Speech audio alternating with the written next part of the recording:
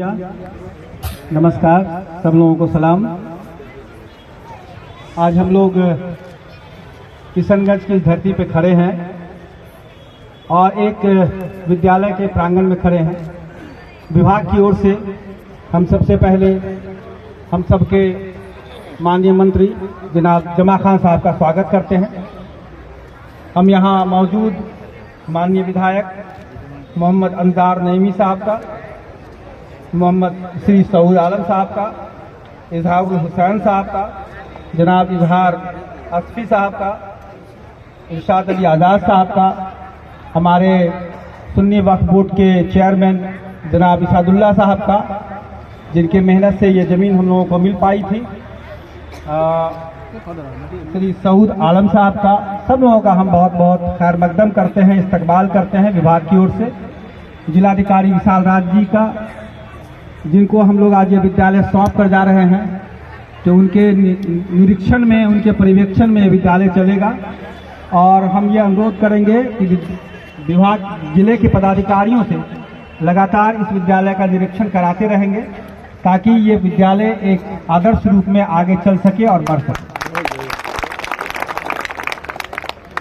अभी हम लोग जो बच्चियां यहाँ आई हैं, सब कॉम्पिटिटिव एग्जाम दे के आई हैं।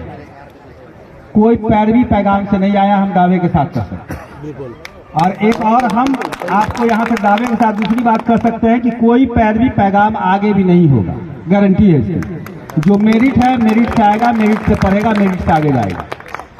दूसरी बात यह है कि यहाँ शिक्षक दिए गए हैं और शिक्षक हम देने जा रहे हैं। पटना से भी हम लोग इसको कोचिंग के तौर पर स्मार्ट क्लास चलाएंगे, ताकि बच्चों के लिए, नीट के लिए, जेई के लिए, जनरल स्टडीज के लिए बच्चे वहां से पढ़ सकें। पटना के हज भवन में हमने स्मार्ट क्लास बनाया, वहां से हम लोग यह स्मार्ट क्लास चलाएंगे।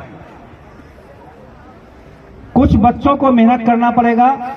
अगर आपके लिए इतनी अच्छी सुविधा है, माननीय मुख्यमंत्री ने इस स्कीम के लिए देखा है सपना, और वो आज 5 तारीख को और 7 तारीख को जमीन पे उतर गया है, तो आपको उसको पूरा करना पड़ेगा। सरकार इतनी बड़ी राशि आप पे खर्च करने जा रही है, बच्चों को किसी चीज की, माँ बाप को किसी चीज की जरूरत नहीं है। किताब, कॉपी, जूता, चप्पल, स्वेटर, खाना पीना, सारा कुछ सरकार के तरफ से मिलेगा। यहाँ की पूरी व्यवस्था साफ सफाई की, खाना बनाने की, कपड़े की, जूते चप्पल की, सब जीविका की दीदियों को 1 जनवरी से हम लोग हस्तांतरित कर देंगे, और वो व्यवस्था बहुत ही उत्तम होगी।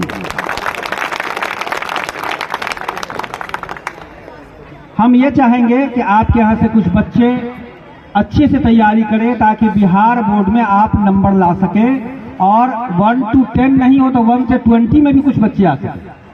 जो ही 2-4 बच्चे हैं अगर आ सके तो हम लोगों के लिए खुशकिस्मती होगी, और अल्पसंख्यक आवासीय विद्यालय का नाम रोशन होगा, किशनगंज का नाम रोशन होगा। आप जानते हैं कि इस्लाम आया, उसके पहले एक लफ्ज आया, वो आया इकरा। हज़रत जिब्राइल अलैहिस्सलाम हुजूर सल्लल्लाहु अलैहि वसल्लम से कहा इकरा, पढ़। कलमा बाद में आया है, तो पहले हम पढ़े।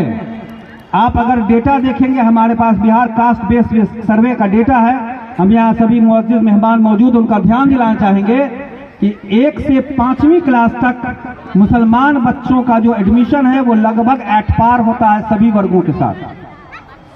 सभी वर्ग के बच्चे जितने एडमिशन होते हैं वो 5वीं क्लास तक मेंटेन होता है। 5वीं क्लास के बाद एक बार बच्चे ड्रॉप आउट हो जाते हैं।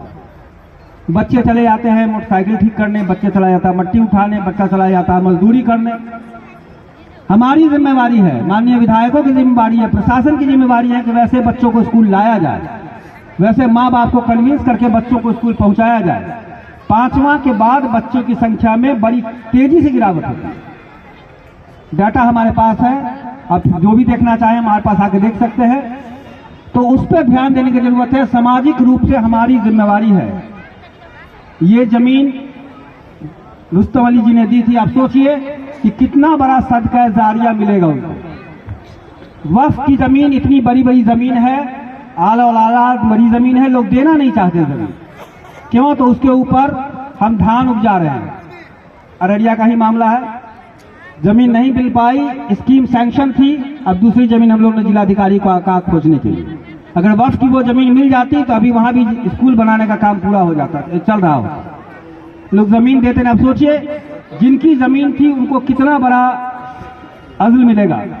जब तक ये जमीन रहेगी, जब तक स्कूल रहेगा, बच्चे पढ़ते रहेंगे, उससे 1 से 10, 10 से 100, 100 से 1000, 1000 से लाख, लाख से करोड़, जितने बच्चे पढ़ेंगे, जितनी फैमिली बढ़ेगी, जितने को उससे रोजगार मिलेगा, सबका सदका जारिया और रुस्तम अली साहब को मिलेगा।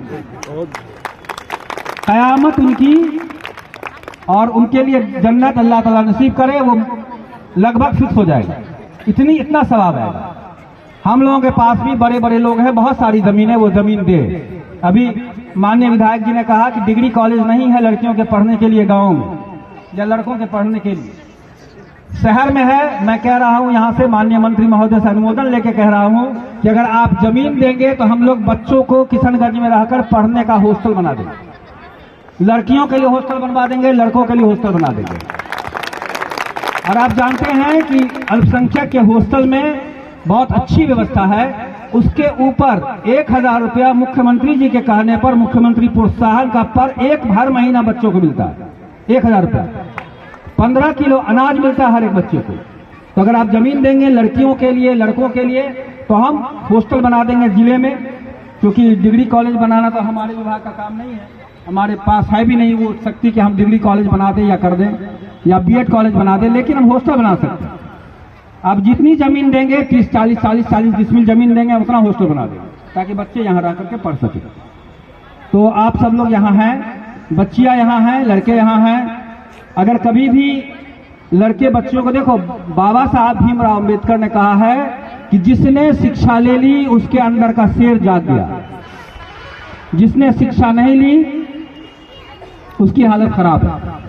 इसलिए शिक्षा ही वो खून है, वो जज्बा है जो आपको समाज में बोलने का, खड़े रहने का, अपनी बात कहने का मौका देता है।